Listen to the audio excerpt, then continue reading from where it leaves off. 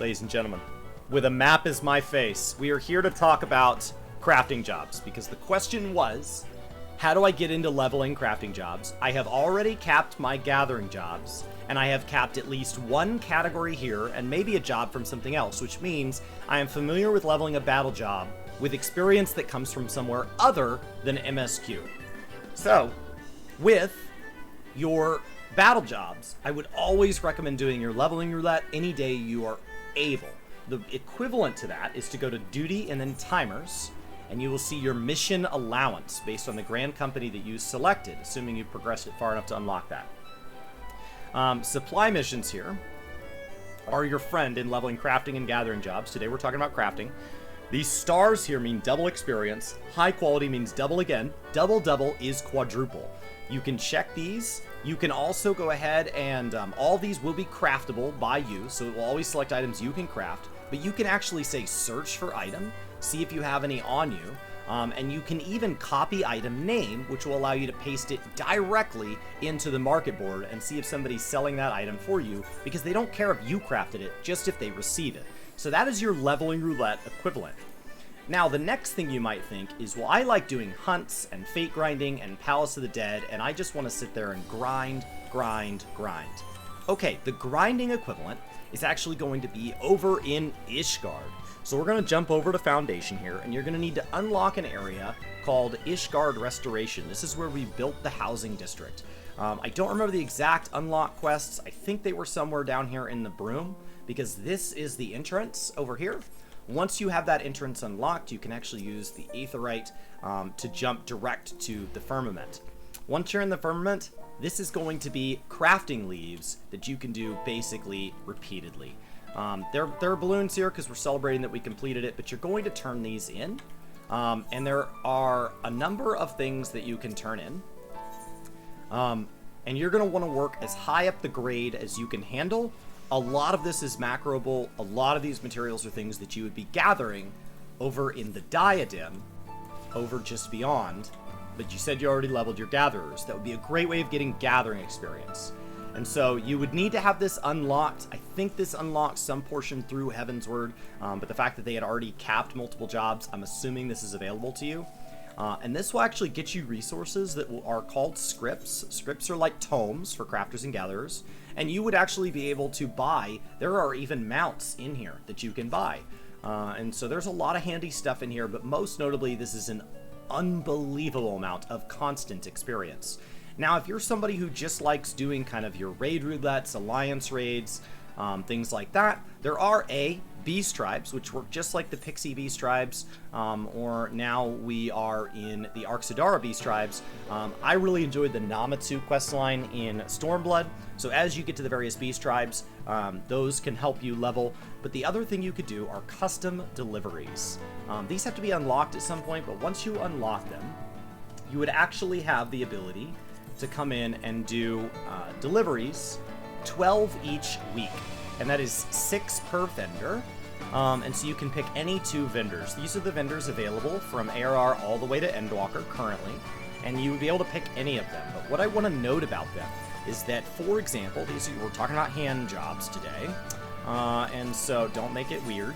We've got L2 here. Now, if we look at L2, L2 is going to be granting some scripts here, because I don't get experience from this.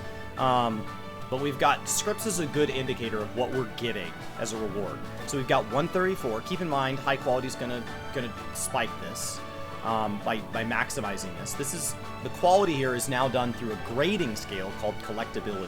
So you're just trying to get above that 495, and so we get 180 if we're doing that with our guy here in Ishgard. But if, for example, we jump all the way back to Minago here, we get 180. And so you will notice that the experience isn't really different. It's the same. So what you're looking for, in my opinion, is you are looking for the thing that says bonus. And bonus may not always be tied to the most recent one. So a lot of times people are like, well, you should do Charlemagne and Emelians because they're the most recent ones added to the game. But I would try to get all these to 5 hearts just because I like having it, and you would do the bonus. And so I would pick, if there are 2 bonuses available in a particular week, this week it looks like it's going to be Zloe, and if I'm only willing to do Crafter, I'm ignoring the land bonuses. looks like I would do Zloey and whichever one I want. And so since I don't have Emeliance capped, I would do Zloey and Emeliance. Okay? Zloey and Emeliance. And that's how I would do these each week and these each day. So this is my daily. These are my weeklies. Think of these kind of like your raid lockouts. They're very easy, but that's kind of your raid lockout. And that is the next thing I would do, in addition to maybe Beast Tribes, in addition to Ishgard Restoration. The last thing that you could do is your crafting leaves. These are kind of like side quests or, you know, kind of questing along. There isn't really kind of an MSQ equivalent. You have some class and role quests. Those give experience where possible. But the last thing I would worry about is leaves. And you're going to need to run down here to where they first unlocked. There is a Aethernet thing down here. And the leaves take place in like each major city. These exist. But you'll find these. So depending on what level range you're in. And there's going to be Fieldcraft and Tradecraft. We're Tradecraft because we're hand.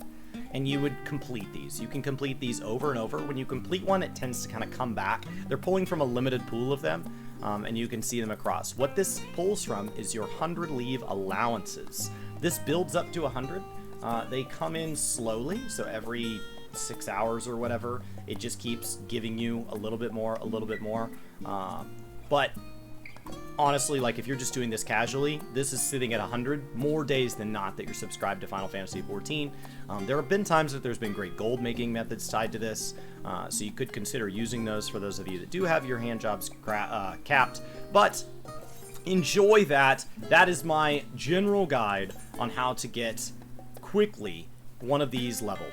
The last thing I would say is, which one do I level first? This used to matter a lot more than it does now. At this point, I would just level whichever one you want. If you want to level a couple of them, I would look at what your main is, and I would level the ones that repair. So you see Armorer as the repair level in there, and then on here you see Blacksmith, and then on this side you see Leatherworker, Carpenter, Goldsmith, and so I would kind of work down it that way.